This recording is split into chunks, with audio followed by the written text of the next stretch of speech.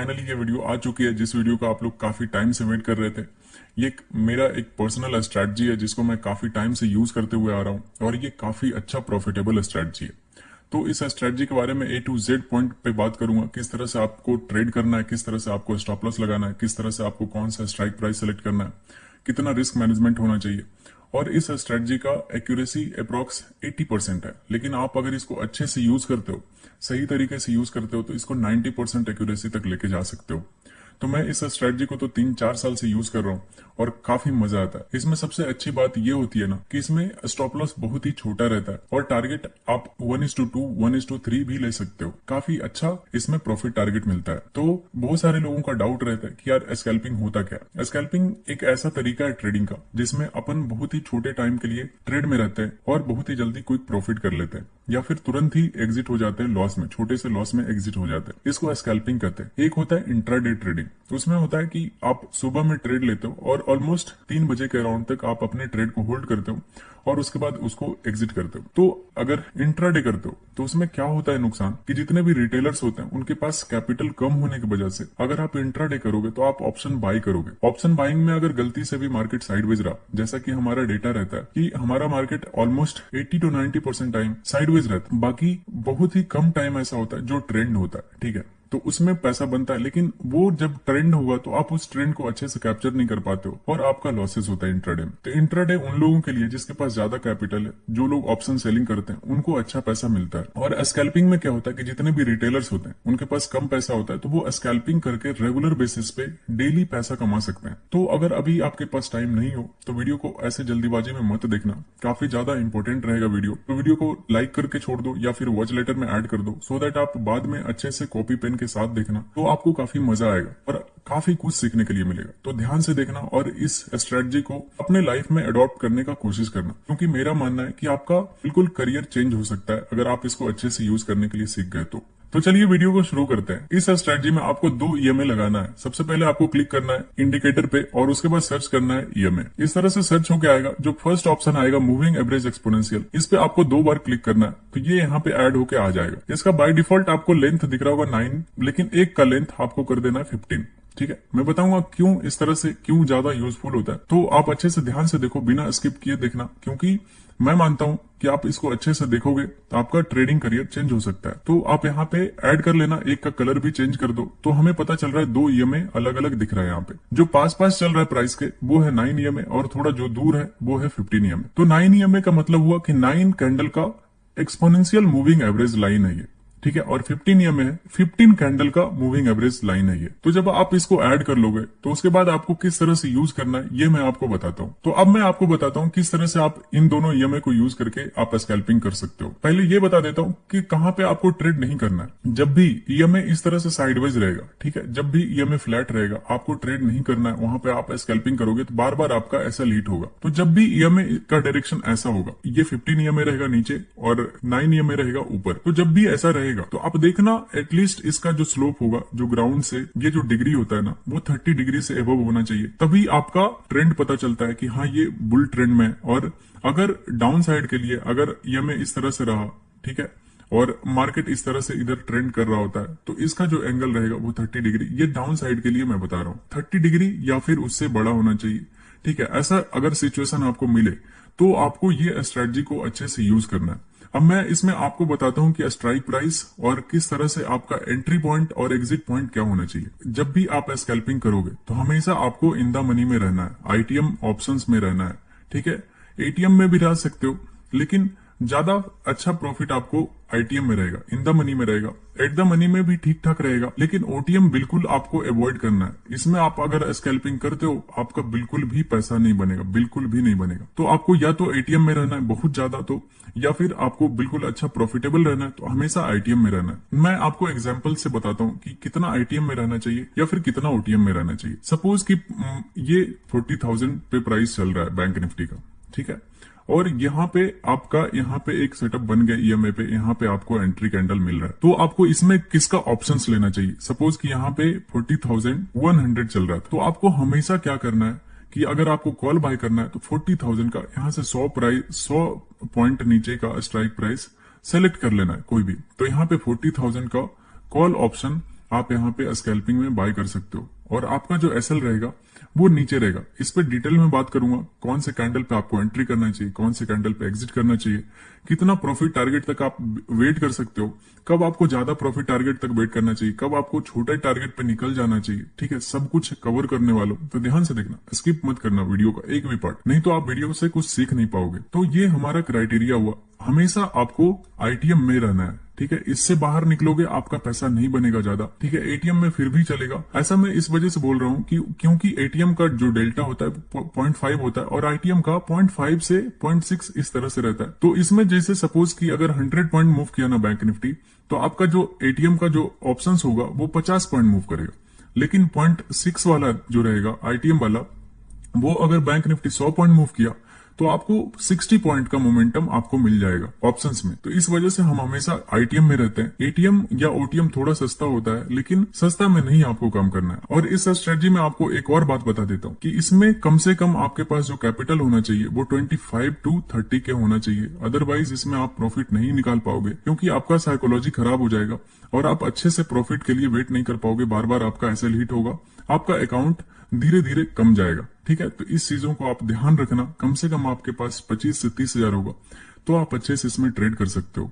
तो ये हमारा पूरा क्राइटेरिया था, किस तरह से आपको कौन सा स्ट्राइक प्राइस सेलेक्ट करना है। अब मैं आपको बताता हूँ कि इसमें रिस्क मैनेजमेंट और एंट्री पॉइंट और एग्जिट पॉइंट क्या होना चाहिए। इस स्ट्रेटजी का सबसे खास पॉइंट जो होता है ना, कि इसमें हमारा स्टॉप लॉस बहुत ही छोटा होता है। जैसे सपोज हमने बाय पे एंटर किया, ठीक है, अगर इस कैंडल पे बाय पे एंटर किया तो हमारा जो स्टॉप लॉस रहेगा वो जस्ट इस कैंडल के लो का रहता है। तो इसमें हमारा स्टॉप लॉस बहुत ही छोटा होता है, अपन ज्यादा देर इस ट्रेड में रहते नहीं है, या फिर ये छोटा सा एसएल ले लेते हैं या फिर हम दुगना प्रॉफिट इसमें ले लेते हैं, ऐसा होता है। इस तरह से ये स्कैल्पिंग स्ट्रेटजी काम करता है। तो इस वजह से ये हमारे हेल्थ के लिए भी बहुत अच्छा है। अगर आप ट्रेडर हो तो आपको पता होगा कि एक ट्रेडर कितना ज्यादा हेल्थ इश्यूज फेस करता है, हमेशा माइंड साइकोलॉजी डिस्टर्ब रहता है, हार्ट का प्रॉब्लम होता है। इस वजह से ये स्कैल्पिंग में ना ज्यादा देर अगर आप ट्रेड में नहीं रहते हो तो ये दोनों समस्या से आप बच जाओगे। तो अब मैं बताता हूँ कि इसका एंट्री क्राइटेरिया और एग्जिट क्राइटेरिया क्या क्या होना चाहिए, तो ध्यान से देखना। तो अब मैं बताता हूँ आपको कि जब भी आपको बाइंग ट्रेड दिख रहा होता है तो आपको कौन से कैंडल में एंट्री करना चाहिए, कौन से कैंडल को अवॉइड करना चाहिए। आपको मैं 3 कैंडल बताता हूँ जब भी बाइंग के लिए होगा,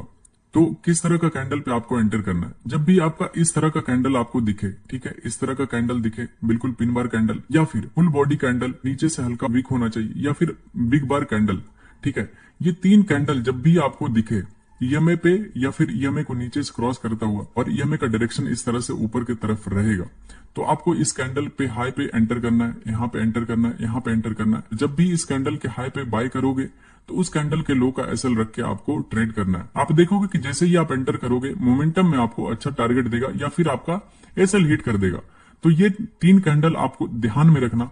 मैं आपको चार्ट पे भी दिखा देता हूँ ये तीनों कैंडल को, ताकि आप अच्छे से इसको ऑब्जर्व कर सको। तो देखो, सबसे पहला जो कैंडल रहेगा वो रहेगा हमारा ये पिन बार कैंडल। आप देखो इस कैंडल को देखो, कितना अच्छा पिन बार कैंडल है। दूसरा कैंडल आपको दिखाता हूँ, ये कैंडल हो गया बिग बॉडी कैंडल, ठीक है, मतलब नीचे से थोड़ा सा विक्स है, मतलब अच्छा बुलिश कैंडल इसको माना जाता है। ये बुलिश इंगल्फिंग कैंडल भी है क्योंकि ये प्रीवियस कैंडल को अपने अंदर इंगल्फ कर रहा है। और थर्ड कैंडल आपको दिखाता हूँ, तो ये होता है हमारे लिए थर्ड एंट्री कैंडल, अच्छा बड़ा बॉडी बना हुआ। तो इस कैंडल पे आपको एंटर करना है। 3 एंट्री कैंडल बाइंग के लिए मैंने बता दिया। सेलिंग के लिए जस्ट इसका अपोजिट 3 कैंडल आपको फाइंड आउट करना है, बिल्कुल 3 अपोजिट कैंडल। तो बाइंग के लिए ये 3 कैंडल आपको देखना है। और मैं बताता हूं आपको अब एंट्री और आपका टारगेट क्या होना चाहिए। अगर आप अभी ट्रेडिंग स्टार्ट किए हो, कुछ महीने हुए हैं आपको ट्रेडिंग करते हुए, तो आपको चार्ट सेलेक्ट करना है 5 मिनट का। जैसे जैसे आप इसमें एक्सपर्ट होना उस तरह से आप टाइम को रिड्यूस कर देना। तो सबसे पहले आप देखोगे अभी ये में बिल्कुल फ्लैट है, और उसके बाद जैसे ही चार्ट आगे बढ़ेगा मैं आपको बताऊंगा, देखोगे धीरे धीरे ये कैंडल, ये चार्ट का डायरेक्शन पूरा मुड़ चुका है और ये ट्रेंडिंग होता हुआ दिख रहा है आपको। तो जैसे ही ये ट्रेंडिंग हो जाएगा आपको ये दिख रहा है कि ये 30 डिग्री से ज्यादा यहाँ का स्लोप बना रहा है यहाँ से। अभी आपको ये स्कैल्पिंग को यूज करना है क्योंकि अपन ऑप्शन बायर हैं, तो हमें मोमेंटम चाहिए होता है। मोमेंटम आपको तभी मिलेगा जब आपका ईएमए इस तरह का डायरेक्शन पकड़ लेगा। तो जैसे ही आपको इस तरह का बुलिश कैंडल ईएमए पे बनता हुआ दिखे टच करके, आप इस कैंडल के क्लोजिंग पे ही एंटर कर जाना। इस तरह से लॉन्ग पोजीशन यहाँ पे बना लेना, और कैंडल लो का एसएल रहेगा आपका और 1:2 का आपका टारगेट होगा। तो 1:2 का टारगेट इस तरह से आप बनाना, और उसके बाद आप देखना ये आपको काफी तेजी से मोमेंटम में आपको टारगेट देगा, ठीक है। तो ये काफी तेजी से मोमेंटम आता है और आपके डायरेक्शन में मूव करेगा, क्योंकि आप देखोगे जहां से आपने एंटर किया कभी भी आपके प्राइस से नीचे नहीं आया। तो इस तरह से हमें बाइंग ट्रेड में देखना चाहिए। ये पहला सिनारियो था। दिखाता हूँ सेकंड कैंडल आपको किस तरह से आप एंटर करते हो। सेकंड एंट्री कैंडल देखो, आप अभी देखोगे ईएमए ट्रेंडिंग था, साइडवेज हुआ है, फिर से यहां से ये देखोगे, यहां से जैसे ही मोमेंटम आना शुरू हुआ, ठीक है, ये देखोगे ईएमए का डायरेक्शन बदलता हुआ दिख रहा है, फिर से ये अपने ओरिजिनल ट्रेंड में जाता हुआ दिख रहा है, और उसके बाद ये एक पुल बैक आ रहा है। तो पुल बैक आएगा और ईएमए पे जैसे ही एक बुलिश कैंडल दिखेगा, ये देखोगे ये बड़ा सा बुलिश कैंडल ये जब बना था, आपको इस पे एंट्री करना है। इस तरह के कैंडल पे आपको एंट्री करना है, और इसमें भी आपका जो एंट्री के बाद आपका स्टॉप लॉस होगा वो कैंडल लो का होगा, और इसमें भी आपको 1:2 का टारगेट बनाना है। उसके बाद देखोगे कि ये आपका 1 गो में आपका टारगेट हिट कर देगा। तो हमारा ये दूसरा एंट्री कैंडल था। तीसरा एंट्री कैंडल आपको दिखाता हूं। तो यहाँ पे देखोगे हमारा ईएमए अप ट्रेंड में है, और उसके बाद ये नीचे क्रॉस कर रहा है कैंडल, ठीक है। अगर यहां से रिजेक्शन लेगा तो और बुलिश कैंडल बनाएगा, तीसरा जो कैंडल है हमारा एंट्री कैंडल, अगर वो यहाँ पे बनता दिखेगा तो अपन उस पर एंटर कर जाएंगे। तो आप देखोगे ये नीचे क्रॉस किया, लेकिन ये कैंडल देखो नीचे से ईएमए को क्रॉस करके, दोनों ईएमए को क्रॉस करके एक अच्छा सा बुलिश कैंडल यहाँ पे क्लोज हुआ है।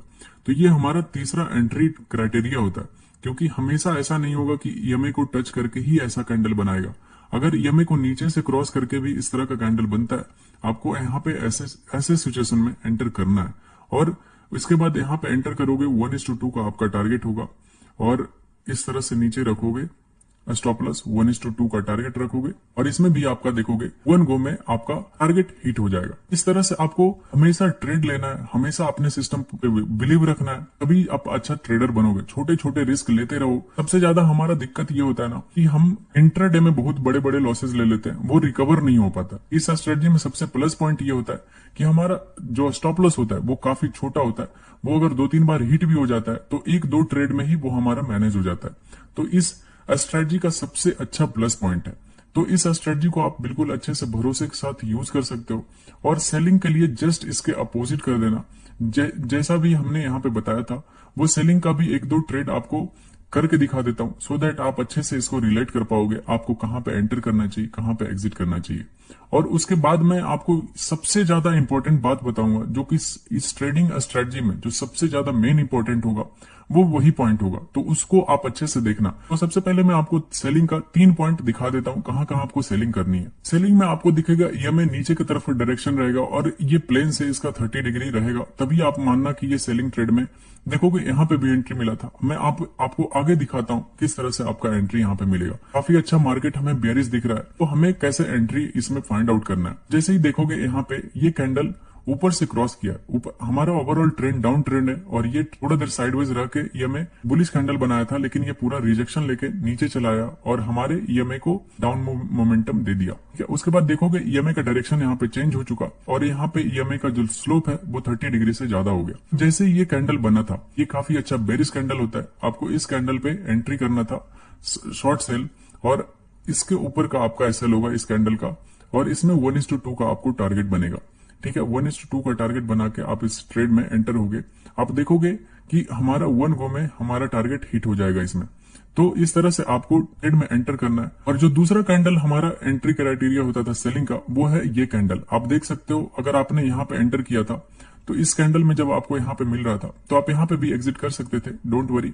आपको बस एक भी रिवर्सल कैंडल का वेट नहीं करना है, क्योंकि आप स्कैल्पिंग कर रहे हो। अगर इतना बड़ा रेड कैंडल अगर ग्रीन में कन्वर्ट होता हुआ दिखे तो आपको वहां से निकलना चाहिए, फिर आपको दोबारा एंट्री कर लेना चाहिए था। जैसे आप इसमें एग्जिट करते और आपका जो दूसरा एंट्री होता ये रिटेस्ट किया और फिर से ईएमए को टच करके ये बेरिश कैंडल बना था, आपका फिर से यहाँ पे एंट्री बन जाता सेलिंग ट्रेड का। यहाँ पे आप शॉर्ट करते, कैंडल हाई का एसएल रहता आपका, और 1:2 का आपका टारगेट बन जाता। आप इसमें ट्रेड में एंटर कर सकते थे। तो इस तरह से आपको मोमेंटम में काफी अच्छा ट्रेड मिल जाता। ठीक है, इस तरह से आपको ट्रेड मिलता है। इसको अच्छे से बैक टेस्ट करना, मैं तो काफी टाइम से बैक टेस्ट करते हुए आ रहा हूँ। मैं काफी ट्रेड भी इस पे करता हूँ, लाइव मार्केट में आपको ट्रेड करके दिखाता हूँ। ये स्ट्रेटजी काफी ज्यादा काम करती है। आप इसको अगर अच्छे से यूज करोगे तो 90% एक्यूरेसी तक भी लेके जा सकते हो, क्योंकि अपन इस स्ट्रेटजी को ट्रेंड में ट्रेड करते हैं। ठीक है, कभी भी साइडवेज मार्केट में इस स्ट्रेटजी को यूज नहीं करते हैं। इस जगह पे, ऐसे जगह पे यूज नहीं करते। हम हमेशा ऐसे जगह पे यूज करते हैं, ऐसे जगह पे यूज करते हैं ताकि हमारा जो विनिंग प्रोबेबिलिटी हो वो काफी ज्यादा हाई हो। ऐसे जगह पे यूज करते हैं। देखोगे यहाँ पे भी बना, सेलिंग आया, कितना मोमेंटम कैंडल यहाँ पे बनता हुआ दिखा था। तो आप जाके बैक टेस्ट करना इस स्ट्रेटजी को। मैं तो काफी टाइम से कर रहा हूँ, आपको 10 में से मिनिमम 8 बार 7 बार इसमें बहुत अच्छा टारगेट देगा, बड़ा बड़ा टारगेट देगा, एक एक कैंडल में आपको अच्छा टारगेट देके चला जाएगा। तो अब जो सबसे ज्यादा मेन इंपॉर्टेंट बात है इस स्ट्रेटजी में, जो कि आपको ध्यान में रखना है, वो है कि आप कभी भी इस स्ट्रेटजी को निफ्टी या फिर बैंक निफ्टी हमेशा दोनों को अलग अलग यूज नहीं कर सकते। जब भी आप स्कैल्पिंग करना तो साइड बाय साइड आपके पास 2 स्क्रीन होना चाहिए इस तरह का। आप इस तरह से दोनों स्क्रीन को लगा कर रखना और दोनों में एक तरफ बैंक निफ्टी होना चाहिए और एक तरफ निफ्टी होना चाहिए। तो इसमें क्या क्या अवॉइड करना है ये मैं आपको बताता हूँ, क्योंकि आप अगर सिंगल चार्ट पे यूज करोगे ना, सिर्फ अगर निफ्टी को यूज करते हो, बैंक निफ्टी को इग्नोर कर देते हो, तो आपका कहीं ना कहीं एक्यूरेसी थोड़ा सा कम जाएगा। लेकिन अगर आप दोनों को एक साथ मिला के यूज करोगे, निफ्टी और बैंक निफ्टी को, इसमें आप काफी ज्यादा प्रॉफिटेबल होगे। मैं बताता हूँ कि इसमें बैंक निफ्टी और निफ्टी को किस तरह से यूज करना है। सपोज कि आपको इस जगह पे सेलिंग ट्रेड निफ्टी में मिल रहा है, यहाँ पे स्कैल्पिंग ट्रेड मिल रहा है, ठीक है। लेकिन अगर बैंक निफ्टी कहीं सपोर्ट लेवल पे ट्रेड करता हुआ दिखेगा इधर इस जगह से, तो आपका ये सेलिंग ट्रेड नहीं चलेगा। क्योंकि अगर ऐसा होगा कि लेवल्स हमेशा ज्यादा काम करते हैं, ना कि ब्रेकआउट ब्रेकडाउन। क्योंकि अगर बैंक निफ्टी अगर सपोर्ट पे ट्रेड करता हुआ रहेगा, कभी भी यहां से एक अपसाइड का मोमेंटम दिखा देगा, तो ये जो निफ्टी होगा ये इतना तेजी से फॉल करेगा नहीं। तो आपको सेलिंग में अवॉइड करना है क्या, कि बैंक निफ्टी हमारा, अगर बैंक निफ्टी में करते हो तो आप जस्ट उल्टा करना, अगर निफ्टी में करते हो तो उसके लिए मैं बता रहा हूं कि निफ्टी में करते हो तो कभी भी अगर सेलिंग ट्रेड आपको निफ्टी में मिल रहा है, तो बैंक निफ्टी में कभी भी बैंक निफ्टी अपने सपोर्ट पे ट्रेड करता हुआ ना रहे। हमेशा सपोर्ट पे से ऊपर रहेगा या अपने रेजिस्टेंस से फॉल करता हुआ दिखेगा। उस जगह पे आपका जो विनिंग प्रोबेबिलिटी होगा वो मोर देन 90% होगा। ये मेरा पर्सनल एक्सपीरियंस है। मैं लाइव मार्केट में बहुत बार, कई बार करके दिखाया हूं, तो आप भी इसको अच्छे से करके देखना, आपको बहुत ही ज्यादा काम आएगा। अगर आप बाइंग का ट्रेड, सपोज की स्कैल्पिंग में आपको बाइंग का यहाँ पे कैंडल मिल गया, आप यहाँ पे बाइंग कर रहे हो कैंडल लो का एसएल रख के, लेकिन अगर वहीं पे बैंक निफ्टी अपने रेजिस्टेंस पॉइंट से रेजिस्टेंस लेता हुआ दिखेगा, ठीक है, तो आप दोनों कंट्राडिक्ट हो रहा है कि इसमें निफ्टी में बाइंग आ रहा है और बैंक निफ्टी में सेलिंग आ रहा है। आप ऐसे जगह पे कभी भी ट्रेड मत करना, क्योंकि यहाँ पे आपका विनिंग प्रोबेबिलिटी बहुत ही मतलब लेस देन 40 to 30% आ जाएगा, ठीक है, मतलब इतना ज्यादा विनिंग प्रोबेबिलिटी आ जाएगा। तो ऐसे में आपको काम नहीं करना है। आपको जब भी देखना है कि अगर बाइंग ट्रेड मिल रहा है हमें, तो बैंक निफ्टी भी अपने सपोर्ट लेवल से बाइंग आता हुआ दिखना चाहिए बैंक निफ्टी में, तभी आप ज्यादा प्रॉफिटेबल होगे और आपका साइकोलॉजी ज्यादा अच्छा होगा और आपका जो टारगेट हिट होगा वो ज्यादा टाइम हिट होगा और स्टॉप लॉसेस कम हिट होंगे, ठीक है। तो ये हमारा बेसिक कुछ क्राइटेरिया था जिसको आप अच्छे से फॉलो कर सकते हो। तो आप अच्छे से जाओ, बैक टेस्ट करो इस स्ट्रेटजी का, आप बहुत अच्छे से इसको इम्प्लीमेंट करना अपने लाइफ में। अगर कुछ भी डाउट है इस स्ट्रेटजी से रिलेटेड, तो आप कमेंट करके पूछो, मैं आपको अच्छे से जवाब दूंगा, ठीक है। अगर कुछ रह गया तो मैं लाइव मार्केट में फिर दोबारा एक्सप्लेन कर दूंगा, अगर कुछ भी पॉइंट मेरे से मिस हुआ तो। सबसे ज्यादा इंपॉर्टेंट था कि बैंक निफ्टी और निफ्टी को दोनों एक साथ यूज करना है, सो दैट हमारा एक भी गलत ट्रेड में एंट्री ना बने, ठीक है। तो यही था हमारा स्ट्रेटजी। आप अच्छे से इसको यूज करना, स्कैल्पिंग करना। आप रिटेलर्स हो तो आप इसमें स्कैल्पिंग करके आप कैपिटल को काफी अच्छे से ग्रो कर सकते हो और आप अच्छा पैसा बना सकते हो इसमें। तो चलिए वीडियो को रैप अप करते हैं। अगर वीडियो इन्फॉर्मेटिव लगा तो वीडियो को प्लीज लाइक करना। जो भी लॉसेस कर रहे हैं आपके दोस्त, ठीक है, उनके पास शेयर करो वीडियो को, उनको बोलो देखने के लिए। अच्छे से अगर वो देखेंगे और अपने अंदर अडॉप्ट कर लिए तो वो काफी अच्छा प्रॉफिटेबल हो जाएंगे, ठीक है, ये मेरा गारंटी है। आप अच्छे से देखो वीडियो को और लाइक कर दो, शेयर कर दो, और अगर अभी तक आपने सब्सक्राइब नहीं किया तो सब्सक्राइब कर दो जल्दी से चैनल को। तो बाय।